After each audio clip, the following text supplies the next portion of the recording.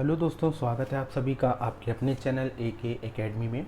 दोस्तों, जैसा कि स्क्रीन पे आप लोग देख रहे हैं, आज का टॉपिक है वन, यानी भारत के वन और वनस्पतियाँ।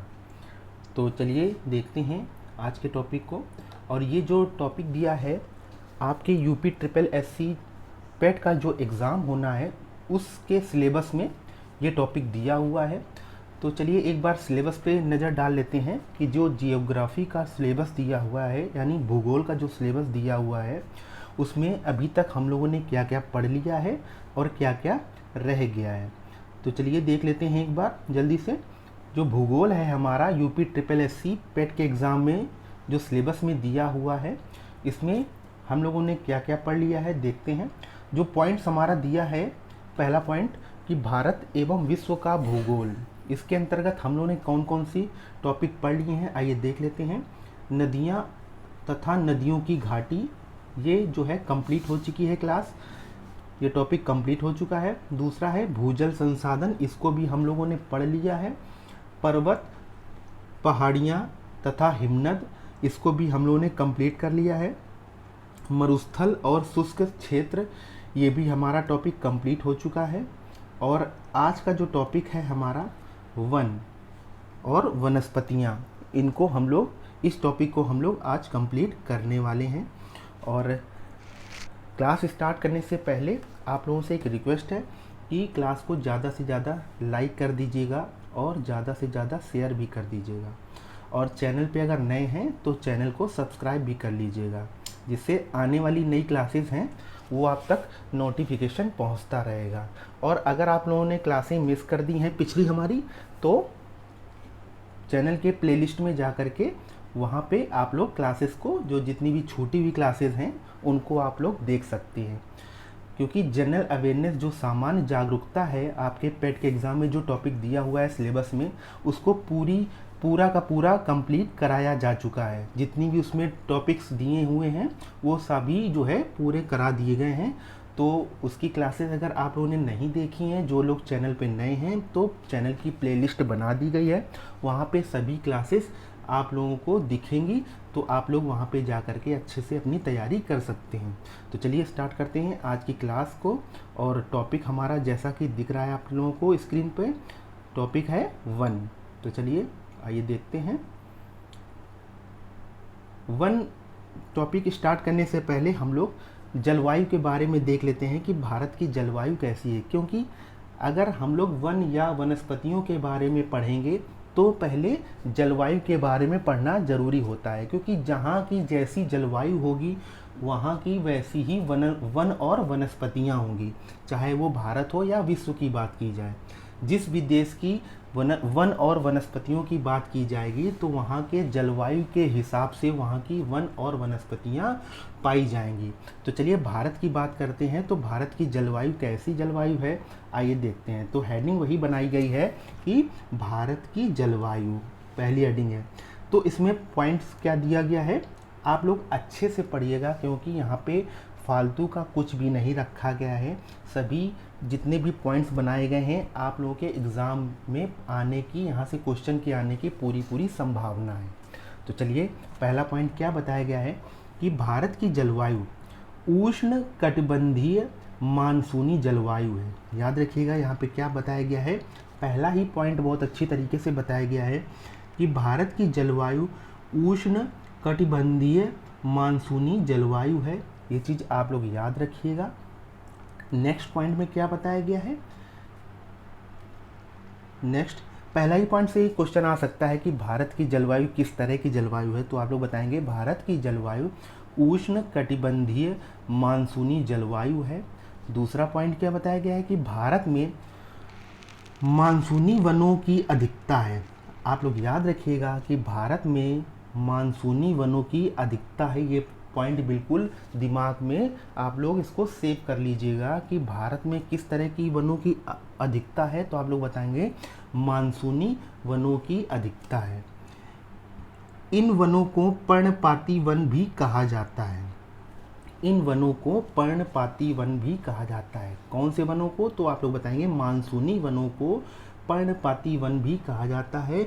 और पर्णपाती का मन क्या इसका मतलब क्या होता है, तो आप लोग जानते हैं पर्णपाती का मतलब होता है पतझड़ वाले पेड़। पतझड़ यानी पतझड़ वाले वन। आप लोगों ने देखा होगा अपने भारत में या अपने राज्य में, आप लोगों ने देखा होगा जहाँ पे भी रहते होंगे कि ऐसे पेड़ों की अधिकता ज़्यादा पाई जाती है जो वर्ष में एक बार अपने पत्तों को गिराते हैं। यानी पतझड़ का मौसम वर्ष में एक बार ज़रूर आता है, तो सभी पेड़ लगभग ऐसे ही पाए जाते हैं। तो इसीलिए यह बताया गया है कि भारत में मानसूनी वनों की अधिकता ज़्यादा है और इन वनों को पर्णपाती वन भी कहा जाता है, यानी पतझड़ वाले वन। आई होप यहाँ तक आप लोगों को अच्छे से समझ में आ गया होगा। चलिए नेक्स्ट पॉइंट में क्या बताया गया है कि भारत में सर्वाधिक वर्षा दक्षिण पश्चिम मानसून से होती है। यानी भारत में सर्वाधिक वर्षा जो है दक्षिण पश्चिम मानसून से होती है। आप लोग याद रखिएगा, दक्षिण और पश्चिम। नेक्स्ट पॉइंट में क्या बताया गया है कि भारत में पर्णपाती वनों की अधिकता है, वही जो बताया जा चुका है अभी। नेक्स्ट पॉइंट में क्या बताया गया है कि भारत में सर्वाधिक मानसून केरल में आता है। यानी यहाँ पे ये बताया गया है कि भारत में सर्वप्रथम, सर्वाधिक नहीं, भारत में सर्वप्रथम मानसून जो है केरल में आता है, याद रखिएगा। नेक्स्ट पॉइंट में क्या बताया गया है देख लेते हैं कि 1 जुलाई से 15 जुलाई के मध्य मानसून का प्रभाव संपूर्ण भारत में होता है। तो डेट याद रखिएगा कि 1 जुलाई से, यानी जुलाई के प्रथम सप्ताह से जुलाई के तृतीय सप्ताह में, यानी द्वितीय या तृतीय मान के चलें तो तृतीय सप्ताह के मध्य मानसून का प्रभाव संपूर्ण भारत में होता है। नेक्स्ट है लौटते हुए मानसून से वर्षा आंध्र प्रदेश व तमिलनाडु में होती है। यानी जब मानसून लौट रहा होता है तो वर्षा कहाँ पे होती है, आंध्र प्रदेश एवं तमिलनाडु में होती है। आई होप क्लास आप लोगों को अच्छी लग रही होगी, तो प्लीज़ आप लोगों से एक रिक्वेस्ट है कि क्लास को ज़्यादा से ज़्यादा लाइक करें और शेयर भी करते रहिए। चलिए आगे बढ़ते हैं। और क्या बताया गया है, अगर बात करें कि भारत की वनस्पतियों का वर्गीकरण, यानी जितने भी वन हैं तो भारत में उनका वर्गीकरण अगर किया जाए तो वही हेडिंग बनाई गई है कि भारत की वनस्पतियों का वर्गीकरण। तो क्या बताया गया है कि भारत में कुल 6 प्रकार की वनस्पतियों का विस्तार है। भारत में कुल 6 प्रकार की वनस्पतियों का विस्तार है, ये चीज़ याद रखिएगा। यानी 6 प्रकार के वन पाए जाते हैं। तो आइए देखते हैं कौन कौन से। तो पहला है, आप लोग याद रखिएगा, पहला नंबर क्या है कि उष्ण कटिबंधीय सदाबहार वन। कौन से वन, तो उष्ण कटिबंधीय सदाबहार वन। तो इसमें क्या बताया गया है कि ऐसा क्षेत्र जहां 200 सेंटीमीटर से अधिक वर्षा होती हो तो वहाँ पे कौन से वन पाए जाते हैं, आप लोग याद रखिएगा, उष्ण कटिबंधीय सदाबहार वन पाए जाते हैं। यानी वह क्षेत्र जहाँ पे वार्षिक वर्षा जो है 200 सेंटीमीटर से अधिक होती हो वहाँ पे वन कैसे पाए जाएंगे, तो उष्ण कटिबंधीय सदाबहार वन पाए जाएंगे। आई होप ये चीज़ आप लोग को समझ में आ गई होगी। चलिए दूसरी हेडिंग यानी दूसरा वन देखते हैं कौन सा पाया जाता है, तो उष्ण कटिबंधीय आर्द्र पर्णपाती वन। कौन सा, उष्ण कटिबंधीय आर्द्र पर्णपाती वन। आर्द्र का मतलब होता है नमी, यानी नमी वाले वन, याद रखिएगा। उष्ण कटिबंधीय आर्द्र मतलब होता है नमी, आर्द्र पर्णपाती वन। तो ऐसे क्षेत्र यानी ऐसा क्षेत्र जहाँ पे वार्षिक वर्षा 100 सेंटीमीटर से 200 सेंटीमीटर के मध्य होती हो वहाँ पे कैसे वन पाए जाएंगे, तो उष्ण कटिबंधीय आर्द्र पर्णपाती वन पाए जाएंगे। ये चीज़ याद रखिएगा। तो आप लोग अपने दिमाग में बिल्कुल फिक्स कर लीजिए कि ऐसा क्षेत्र जहाँ पे वार्षिक वर्षा 200 सेंटीमीटर से अधिक होती हो तो वहाँ पे उष्ण कटिबंधीय सदाबहार वन पाए जाएंगे। और ऐसा क्षेत्र जहाँ पे 100 सेंटीमीटर से 200 सेंटीमीटर के मध्य वर्षा होती हो वहाँ पे कौन सा वन पाए जाएंगे, तो उष्ण कटिबंधीय आर्द्र पर्णपाती वन पाए जाएंगे। आई होप यहाँ तक आप लोगों को समझ में आ गया होगा। चलिए तीसरा नंबर देखते हैं, उष्ण कटिबंधीय शुष्क पर्णपाती वन। तीसरा नंबर है कि उष्ण कटिबंधीय शुष्क पर्णपाती वन। तो वही बताया गया है कि ऐसा क्षेत्र जहाँ पे वार्षिक वर्षा 70 सेंटीमीटर से 100 सेंटीमीटर के मध्य होती हो, वहाँ पे कौन सा वन पाए जाते हैं? तो उष्ण कटिबंधीय शुष्क पर्णपाती वन। यानी ऐसा क्षेत्र जहाँ पे वार्षिक वर्षा 70 सेंटीमीटर से 100 सेंटीमीटर के मध्य वर्षा होती हो, वहाँ पे कौन से वन पाए जाएंगे? तो उष्ण कटिबंधीय शुष्क पर्णपाती वन पाए जाएंगे। नेक्स्ट है कटीले वन या झाड़ियों वाले वन। तो आप लोग क्या बताएंगे कि ऐसा क्षेत्र जहाँ पे 70 सेंटीमीटर से भी कम वर्षा होती हो, ऐसी जगह पर क्या पाए जाएंगे? कटीले वन या झाड़ियाँ पाई जाएंगी। ये चीज़ आप लोग याद रखिएगा। नेक्स्ट है पर्वतीय वन। पर्वतीय वन 1500 यानी ऐसा क्षेत्र जिसकी ऊंचाई 1500 से 3500 मीटर की ऊंचाई तक हो, वहाँ पे पर्वतीय वन पाए जाएंगे। ऐसा क्षेत्र जिसकी ऊंचाई 1500 से 3500 मीटर तक की ऊंचाई हो, वहाँ पे पर्वतीय वन पाए जाएंगे। आई होप यहाँ तक आप लोगों को समझ में आ गया होगा। नेक्स्ट है छठवां नंबर मैंग्रोव वन। कौन से वन है? Mangrove one. याद रखिएगा, छठवां क्या है? Mangrove one. तो ऐसे वन यानी ऐसा क्षेत्र, ये वन कहाँ पाते हैं? सीधे सीधे बताएंगे कि यह वन समुद्र तट के किनारे या आर्द्र भूमि के क्षेत्र में पाए जाते हैं। कैसे वन? तो मैंग्रोव वन। तो आई होप ये चीज़ आप लोगों को समझ में आ गई होगी।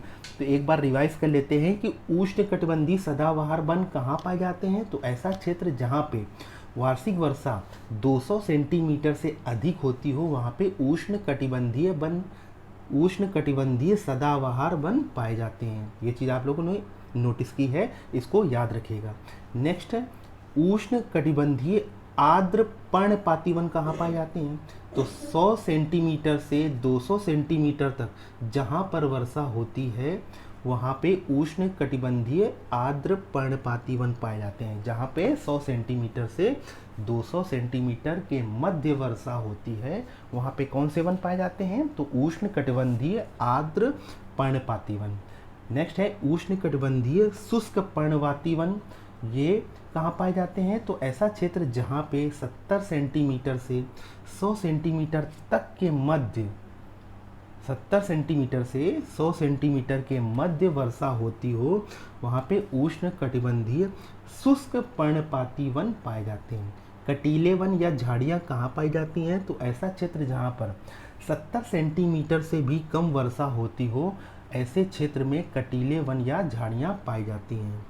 पर्वतीय वन कहाँ पाए जाते हैं? तो ऐसा क्षेत्र जिसकी ऊंचाई 1500 से 3500 मीटर तक की हो, वहाँ पे पर्वतीय वन पाए जाते हैं। मैंग्रोव वन कहाँ पाए जाते हैं? तो समुद्र तट के किनारे या आर्द्र भूमि के क्षेत्रों में मैंग्रोव वन पाए जाते हैं। तो आप लोगों ने देखा होगा कि 1 से 4 तक के जो वन हैं, उनको जलवायु के अनुसार रखा गया है। ये वन जो है जलवायु परिवर्तन जैसे जैसे होता है, उस हिसाब से ये वनों को इनको रखा गया है, जलवायु के अंतर्गत रखा गया है। और जो पर्वतीय वन है, ये ऊंचाई के अंतर्गत इनको रखा गया है। और मैंग्रोव वन जो है समुद्र तट के किनारे और आर्द्र भूमि के क्षेत्र में पाए जाते हैं। चलिए, आई होप यहाँ पे हम लोगों ने बहुत ही धीरे धीरे पढ़ा है। इसलिए पढ़ा है क्योंकि स्पीड में पढ़ाने से कोई फ़ायदा नहीं है जब तक अच्छे से समझ में ना आए। तो आप लोग यहीं पे याद करने की कोशिश करिएगा, क्योंकि यहीं से कभी कभी पूछ देता है। तो ये डेटा याद रखिएगा अच्छे से, इनको बिल्कुल अपनी कॉपी में नोटिस भी करते चलिएगा। यानी कॉपी में कॉपी पेन लेकर के बैठिए और उसको नोट भी करते चलिए। चलिए आगे बढ़ते हैं। अब 1 बाय 1 देख लेते हैं जल्दी से।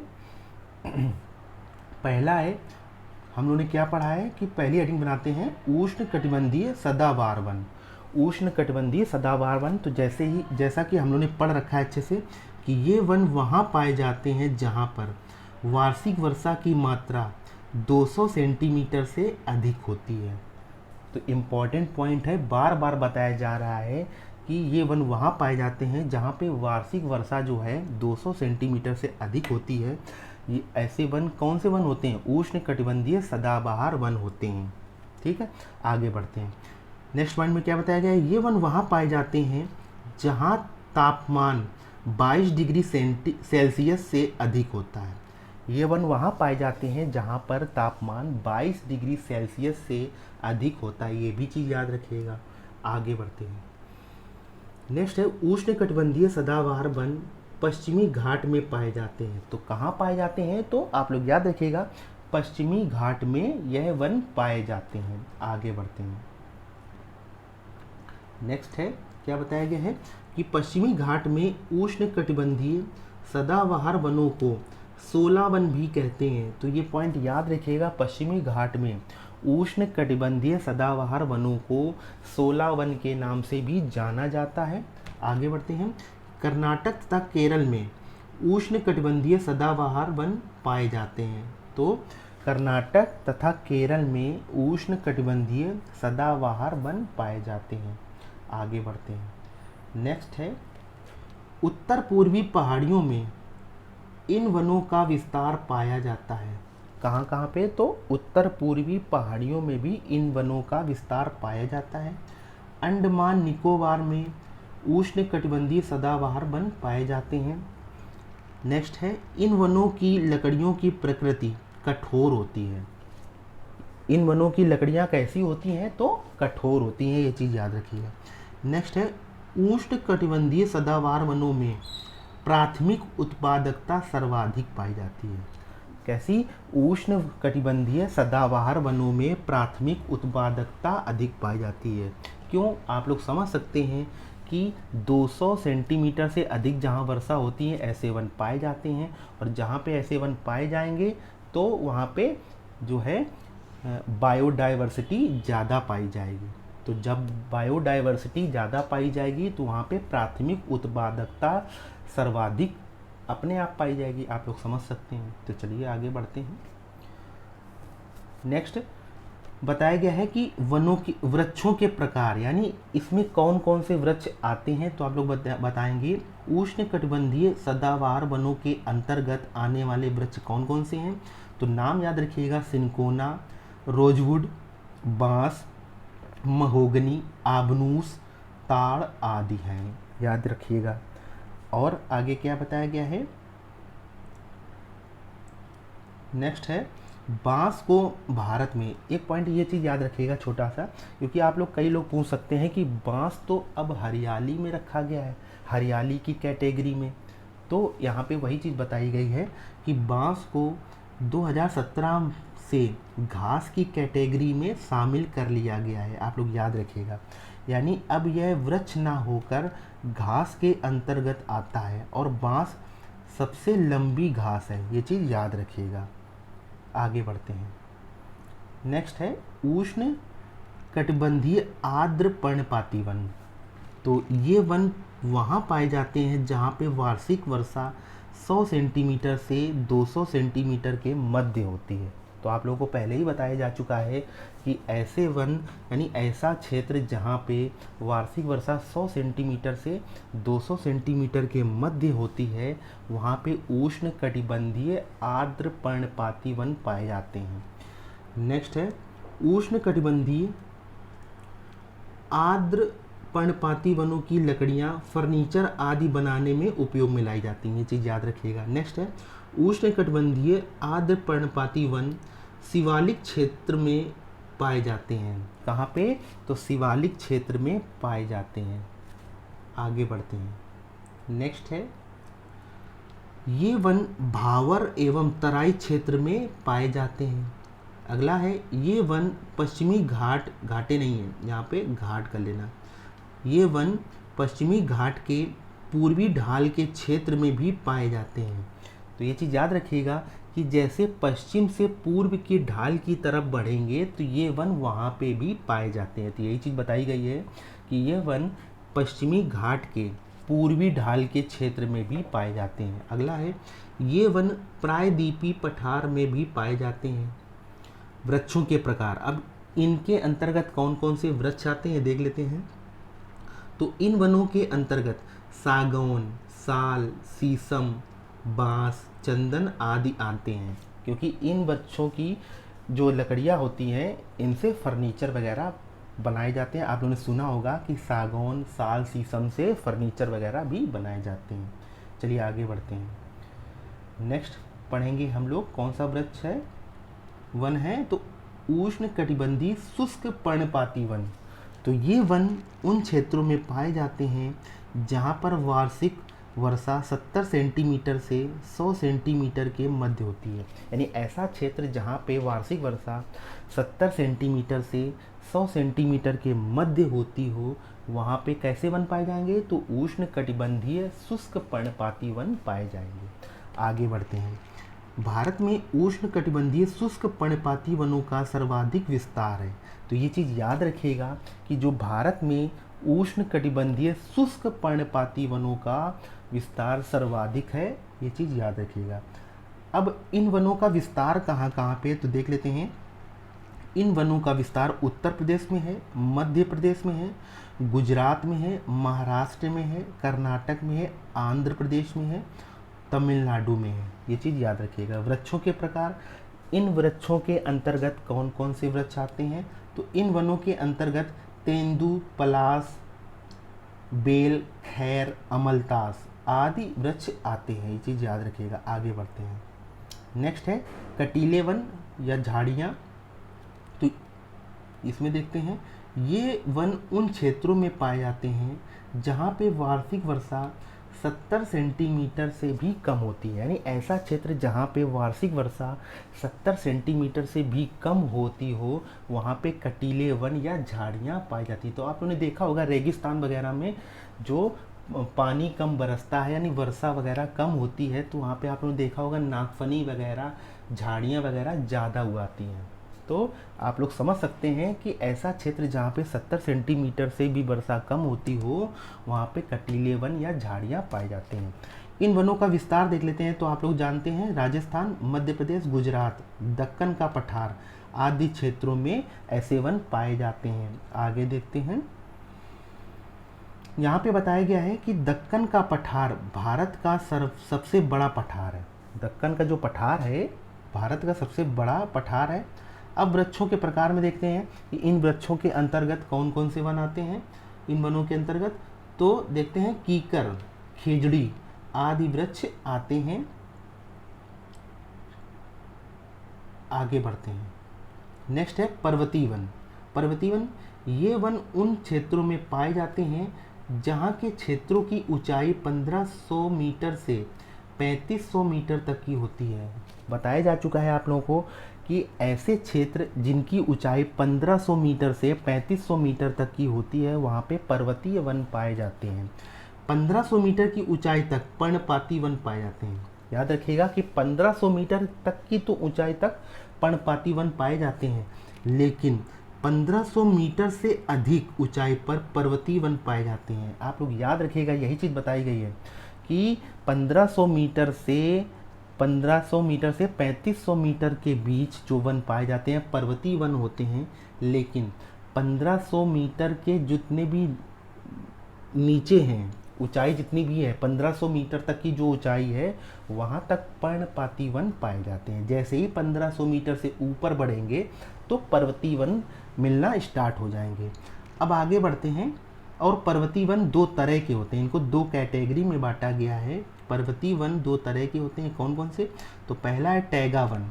तो इन वनों के अंतर्गत कोणधारी, शंकुधारी वन आते हैं। इन वनों के अंतर्गत जितने भी कोणधारी वन है, शंकुधारी वन है, ये वन आते हैं किनके अंतर्गत, तो टैगा वन के अंतर्गत। बहुत से लोग पढ़ा देते हैं कि टुंड्रा वन के अंतर्गत जो है कोणधारी, शंकुधारी वन आते हैं, लेकिन बिल्कुल गलत है। ये चीज़ आप लोग याद रखिएगा कि टैगा वन के अंतर्गत जो है कोणधारी, शंकुधारी। आप लोग समझ सकते हैं कि जब क्रिसमस ट्री होता है हमारा, तो किस तरह का होता है। आप लोगों ने देखा होगा क्रिसमस ट्री कैसा होता है, इस तरह का। तो ये वृक्ष कैसा होता है, कोणधारी, शंकुधारी होता है। शंकुधारी होता है ना, तो यह जो ट्री है, ये किसके अंतर्गत आता है, टैगा वन के अंतर्गत आता है। तो याद रखिएगा क्रिसमस ट्री हमारा कैसा वन होता है, टैगा वन। ठीक है, और नेक्स्ट है हमारा टुंड्रा वन। टुंड्रा वनस्पति, ये वनस्पति 3500 मीटर से अधिक ऊंचाई पर पाई जाती है। इन वनस्पतियों की अंतर्गत लाइकेन हो गया, झाड़ियाँ हो गया, ऐसी वनस्पतियाँ आती हैं। तो याद रखिएगा, टैगा वन के अंतर्गत जो है कोणधारी शंकुधारी वन आते हैं, और टुंड्रा वनस्पति के अंतर्गत जो है लाइकेन एवं झाड़ियाँ आती हैं। लेकिन ये वनस्पति 3500 मीटर से अधिक ऊंचाई पर पाई जाती है। यानी टुंड्रा वनस्पति जो है 3500 मीटर की से अधिक ऊंचाई पर पाई जाती हैं, चीज़ याद रखिएगा। और इनके अंतर्गत जो है लाइकेन एवं झाड़ियाँ आती हैं। चलिए आगे बढ़ते हैं। पर्वतीय वनों का विस्तार देख लेते हैं कहाँ कहाँ पे। पर्वतीय वनों का विस्तार जो है हिमालय के क्षेत्र कौन कौन से, जम्मू कश्मीर, लद्दाख, हिमाचल प्रदेश, उत्तराखंड में है। इन वनों का विस्तार कहाँ कहाँ पे है, जितने भी हिमालय वाले क्षेत्र हैं, जम्मू कश्मीर हो गया, लद्दाख हो गया, हिमाचल प्रदेश हो गया, उत्तराखंड हो गया, वहाँ पे पर्वतीय वन पाए जाते हैं। वृक्षों के प्रकार, इनके अंतर्गत कौन कौन से वृक्ष आते हैं, तो आइए देख लेते हैं। चीड़ हो गया, देवदार हो गया, आदि वृक्ष आते हैं। आगे बढ़ते हैं। ये थोड़ा फिगर बताया गया है, अगर आप लोगों ने ऊपर नहीं समझा है तो यहाँ पे अच्छे से समझ सकते हैं कि ये फिगर बनाया गया है। आप लोग देख रहे हैं कि 1500 मीटर की ऊंचाई तक कैसे वन पाए जाते हैं, आप लोग बता सकते हैं, पर्णपाती वन पाए जाते हैं। यानी 1500 मीटर की ऊंचाई तक की बात हो रही, ऊपर की बात नहीं हो रही, 1500 मीटर तक की बात हो रही है। और ऐसी ऊंचाई पर कौन से वन पाए जाते हैं, पर्णपाती, नॉट पर्वतीय। ध्यान रखना, पर्णपाती वन जो है 1500 मीटर तक की ऊंचाई तक पाए जाते हैं। और इन वनों के अंतर्गत कौन से वन आते हैं, तो आप लोग बताएंगे मानसूनी वन आते हैं। कौन से वन, मानसूनी वन। अब बात करते हैं 1500 मीटर से अधिक ऊंचाई पर, यानी जैसे से ऊंचाई पर बढ़ते जा रहे हैं तो 1500 मीटर से 3500 मीटर तक की ऊंचाई, ये आप लोगों को दिख रहा है कि 1500 मीटर से 3500 मीटर के मध्य ऊंचाई पर कैसे वन पाए जाते हैं, तो आप लोग बताएंगे टैगा वन पाए जाते हैं। 1500 मीटर से 3500 मीटर तक की बीच की यानी मध्य ऊंचाई पर टैगा वन पाए जाते हैं। और इनके अंतर्गत कौन से वृक्ष आते हैं, तो आप लोग बताएंगे शंकुधारी वन या कोणधारी वन। यानी शंकुधारी वन और कोणधारी वन टैगा वन के अंतर्गत आते हैं। ठीक है, यहाँ तक समझ गए। अब 3500 मीटर की अधिक ऊंचाई पर, जैसे ही 3500 मीटर से आगे बढ़ेंगे और अधिक ऊंचाई पर जाएंगे तो वहाँ पे कैसी वनस्पति पाई जाएगी, टुंड्रा वनस्पति पाई जाएंगी। और ऐसे वनस्पति के अंतर्गत क्या क्या आता है, तो आप लोग ध्यान रखिएगा, लाइकेन हो गए और झाड़ियाँ वगैरह हो गई। तो आप लोगों ने यहाँ तक समझ लिया होगा कि 1500 मीटर तक पर्णपाती वन पाए जाते हैं, इनके अंतर्गत मानसूनी वन आते हैं। 1500 मीटर से 3500 मीटर के मध्य टैगा वन पाए जाते हैं और इसके अंतर्गत शंकुधारी वन, कोणधारी वन आते हैं। 3500 मीटर से जैसे ही अधिक बढ़ेंगे यानी ऊपर जाएंगे तो टुंड्रा वनस्पति पाई जाती है और इसके अंतर्गत लाइकेन एवं झाड़ियाँ पाई जाती हैं। आई होप यहाँ तक आप लोगों को अच्छे से समझ में आया होगा। चलिए आगे बढ़ते हैं। मैंग्रोव वन जल्दी से पढ़ लेते हैं। मैंग्रोव वन, इन वनों का विस्तार समुद्र तट एवं आर्द्र भूमि यानी नम भूमि वाले क्षेत्रों में पाया जाता है, बताया जा चुका है। इन वनों का विस्तार 35 डिग्री उत्तरी अक्षांश से 35 डिग्री दक्षिणी अक्षांश के मध्य के क्षेत्र में पाया जाता है। ये पॉइंट जो है नोट करने वाला है कि मैंग्रोव वन का विस्तार जो है 35 डिग्री उत्तरी अक्षांश से 35 डिग्री दक्षिणी अक्षांश के मध्य के क्षेत्र में पाया जाता है। इसको आप लोग याद रखिएगा। आगे बढ़ते हैं। मैंग्रोव वन जो है, मैंग्रोव वन को ज्वारीय वन भी कहा जाता है क्योंकि ये समुद्र के किनारे पाए जाते हैं और समुद्र में ज्वार भाटा आता है। पॉइंट को समझने वाला है कि मैंग्रोव वन को ज्वारीय वन क्यों कहते हैं, तो आप लोग बताएंगे ये वन समुद्री तट के किनारे पाए जाते हैं और समुद्र में ज्वार भाटा आने के कारण इनको ज्वारीय वन कहा जाता है। आगे बढ़ते हैं। सुंदरवन डेल्टा जो पश्चिमी बंगाल में स्थित है, यानी सुंदरवन डेल्टा जो है पश्चिम बंगाल में स्थित है, यहाँ मैंग्रोव वनों की अधिकता पाई जाती है और यहाँ पर सुंदरी नामक मैंग्रोव वन पाया जाता है। तो याद रखिएगा, सुंदरबन में जो सुंदरबन डेल्टा है हमारा, जो कि पश्चिम बंगाल में स्थित है, यहाँ पे मैंग्रोव वन बहुत ही ज़्यादा पाए जाते हैं, अधिकता में पाए जाते हैं। और यहाँ पर सुंदरी नामक मैंग्रोव वन जो है पाया जाता है, आप लोग याद रखिएगा। आगे बढ़ते हैं। नेक्स्ट है, इन वनों की उपयोगिता है कि वन समुद्री कटाव को रोकने में सहायक है। ऐसे इन वनों की क्या उपयोगिता है, यानी जो इनके क्या है उपयोगिता, क्या है कि ये वन जो है समुद्री कटाव को रोकने में सहायक होते हैं। ये वन पश्चिम बंगाल,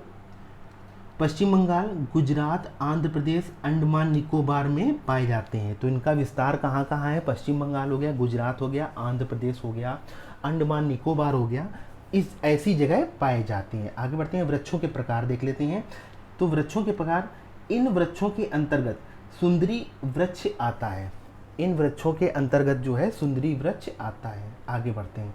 अब कुछ महत्वपूर्ण प्रश्न, यानी ऐसे प्रश्न जो आपके एग्जाम में इस तरह से क्वेश्चन बन सकते हैं, यहाँ पे बताया गया है। टॉपिक आपका समाप्त हो चुका है, लेकिन कुछ ऐसे प्रश्न रखे गए हैं जो कि आपके एग्जाम में पूछे जा सकते हैं। तो पहला नंबर देखते हैं कि आप कैसे पूछा सकता है कि विश्व वन क्षेत्र में किस एक के फैलाव की प्रतिशतता सर्वाधिक है? तो आप लोग बताएंगे उष्ण कटिबंधीय वन। आप लोग जानते हैं उष्ण कटिबंधीय वन। नेक्स्ट है, किस देश में उसके भौगोलिक क्षेत्र का सर्वाधिक प्रतिशत वनाच्छादित है? वनाच्छादित है तो आप लोग बताएंगे जापान। नेक्स्ट है, सदाबहार वर्षा वन कहाँ पाए जाते हैं? तो विषुवतीय क्षेत्रों में सदाबहार वर्षा वन पाए जाते हैं। आगे बढ़, चौथा नंबर क्वेश्चन देखते हैं। क्या पूछा गया है कि विश्व का फेफड़ा किस क्षेत्र के वनों को कहा जाता है? तो आप लोग बताएंगे अमेजन वर्षा वन। अमेजन वर्षा वन क्यों कहा जाता है? तो विश्व का 20% ऑक्सीजन जो है ये उत्पादन करते हैं। विश्व का 20% जो ऑक्सीजन है उसका ये लोग उत्पादन करते हैं। कौन? अमेजन वर्षा वन, इसलिए इसे विश्व का फेफड़ा कहा जाता है। आगे बढ़ते हैं। नेक्स्ट 5 नंबर देखते हैं कि किस प्रकार के वनों का विस्तार केवल उत्तरी गोलार्ध में पाया जाता है? तो आप लोग बताएंगे समशीतोष्ण कोणधारी वन। आगे बढ़ते हैं। 6वां नंबर, हाल ही में प्रकृति हरित पहल के शुभारंभ की घोषणा किसने की? तो आप लोग बताएंगे भूपेंद्र यादव ने की, जो कि केंद्रीय जलवायु एवं पर्यावरण मंत्री हैं। उत्तर प्रदेश में सर्वाधिक वन क्षेत्र प्रतिशत वाला जिला कौन सा है? तो आप लोग बताएंगे सोनभद्र। सोनभद्र इंपॉर्टेंट है, याद रखिएगा। उत्तर प्रदेश में जो सर्वाधिक वन क्षेत्र प्रतिशत वाला जिला सोनभद्र है। आगे बढ़ते हैं। 8वां नंबर क्वेश्चन देखते हैं कि जिला पंचायतों एवं नगर निगमों के नियंत्रण में रहने वाले वन कहलाते हैं। तो क्या कहलाते हैं? सामुदायिक वन कहलाते हैं। आगे बढ़ते हैं। 9वां नंबर क्वेश्चन देखते हैं कि भारत में किस वर्ष पर्यावरण संरक्षण अधिनियम पारित किया गया? तो आप लोग बताएंगे 1986 में पर्यावरण संरक्षण अधिनियम पारित किया गया। आप लोग आगे बताएंगे। 10वां नंबर क्वेश्चन, उत्तर प्रदेश में कुल कितने पक्षी अभयारण्य स्थापित हैं? तो आप लोग बताएंगे 14। 14 जो है उत्तर प्रदेश में कुल पक्षी अभयारण्य हैं। आगे बताया गया है कि उत्तर प्रदेश में सबसे बड़ा पक्षी अभयारण्य कौन सा है? तो आप बताएंगे लाख बहोसी, जो कि कन्नौज में है, लाख बहोसी पक्षी अभयारण्य। नेक्स्ट है, उत्तर प्रदेश का सबसे छोटा पक्षी अभयारण्य? तो पटना पक्षी अभयारण्य। तो ऑप्शन में पटना भी दिया होगा, तो आप लोग पटना मत मार दीजिएगा, ठीक है। तो यूपी का पूछा गया है, तो यूपी का सबसे छोटा पक्षी अभयारण्य क्या है? पटना पक्षी अभयारण्य, जो कि एटा में स्थित है। आगे बढ़ते हैं। 11 नंबर क्वेश्चन देख लेते हैं कि भारतीय वन सर्वेक्षण विभाग की स्थापना कब की गई थी? तो आप लोग बताएंगे 1981 में की गई थी, यानी 1 जून 1981 में भारतीय वन सर्वेक्षण विभाग की स्थापना की गई थी। इसका मुख्यालय देहरादून में है। भारतीय वन रिपोर्ट जारी करना इसका मुख्य कार्य है। किसका? तो भारतीय वन सर्वेक्षण विभाग का भारतीय वन रिपोर्ट जारी करना इसका मुख्य कार्य है। आगे बढ़ते हैं। किस राज्य में वनों का सर्वाधिक प्रतिशत है? तो मिजोरम हो गया 84.53% पहले नंबर पे। अरुणाचल प्रदेश जो है 79.33%, मेघालय 76%, मणिपुर 74.34%, नागालैंड 73.90%। लेकिन भैया एक मिनट रुक जाइए, यहाँ पे इम्पॉर्टेंट पॉइंट्स क्या बताया गया है कि वन रिपोर्ट 2021 के अनुसार, अगर वन रिपोर्ट 2021 से पहले पूछ दे तो आप लोग इसके अनुसार बताइएगा। लेकिन अब जो है क्या पूछा जाता है लेटेस्ट में कि वन रिपोर्ट 2021 जो आई थी उसके अनुसार कौन सा जो है कौन सा ऐसा राज्य है जहाँ पे वन सर्वाधिक पाए जाते हैं, प्रतिशत ज़्यादा है, तो आप लोग बताएंगे पहला नंबर मध्य प्रदेश, दूसरा है अरुणाचल प्रदेश, तीसरा है छत्तीसगढ़, चौथा है उड़ीसा और पांचवा है महाराष्ट्र। याद रखिएगा। आगे बढ़ते हैं। 13 नंबर क्वेश्चन है कि उत्तर प्रदेश में सामाजिक वानिकी योजना कब शुरू की गई, तो 1976 में की गई। नेक्स्ट है राष्ट्रीय पर्यावरण शोध संस्थान कहाँ पे स्थित है, तो नागपुर में स्थित है। याद रखिएगा। 15 नंबर क्वेश्चन है केंद्र सरकार द्वारा नई वन नीति की घोषणा कब की गई, किस वर्ष की गई, तो 1988 में की गई। आगे बढ़ते हैं। 16 नंबर क्वेश्चन है कि भारत में वन महोत्सव कब मनाया जाता है, तो 1 जुलाई से 7 जुलाई के मध्य मनाया जाता है। और इसमें बताया गया है कि विश्व पर्यावरण दिवस कब मनाया जाता है, तो आप लोग जानते हैं 5 जून को विश्व पर्यावरण दिवस मनाया जाता है। 17 नंबर क्वेश्चन है, आइए देखते हैं कि उत्तर प्रदेश में राज्य वन नीति कब घोषित की गई, तो प्रथम वन नीति जो है 1952 में घोषित की गई, द्वितीय वन नीति वर्ष 1988 में घोषित की गई। याद रखिएगा। आगे बढ़ते हैं और 18 नंबर क्वेश्चन देख लेते हैं कि उत्तर प्रदेश वन निगम कब स्थापित किया गया, तो 25 अक्टूबर 1974 में स्थापित किया गया। इसका मुख्यालय लखनऊ है। ये चीज़ याद रखिएगा। 19 नंबर क्वेश्चन है कि वन रिपोर्ट कितने वर्ष के अंतराल में जारी की जाती है, तो आप लोग ध्यान रखिएगा 2 वर्ष के अंतराल में। इसमें कुछ पॉइंट्स बताए गए हैं। भारतीय वन सर्वेक्षण द्वारा जारी प्रकाशित किया जाता है, यानी वन रिपोर्ट जो है भारतीय वन सर्वेक्षण द्वारा जारी की जाती है, यानी प्रकाशित की जाती है। और वर्ष 1987 में पहला सर्वेक्षण प्रकाशित हुआ, ये चीज़ याद रखिएगा। और 2021 यानी वर्ष 2021 में भारत वन रिपोर्ट का यह 17वां प्रकाशन था। कौन सा नंबर का था, तो 17वां नंबर का था। तो इस तरह आज का ये टॉपिक वन वाला टॉपिक है, यह समाप्त होता है। अगले टॉपिक के साथ हम लोग नेक्स्ट क्लास में मिलेंगे। अगर क्लास आप लोगों को अच्छी लगी हो तो क्लास को ज़्यादा से ज़्यादा लाइक करिएगा और ज़्यादा से ज़्यादा शेयर करिएगा।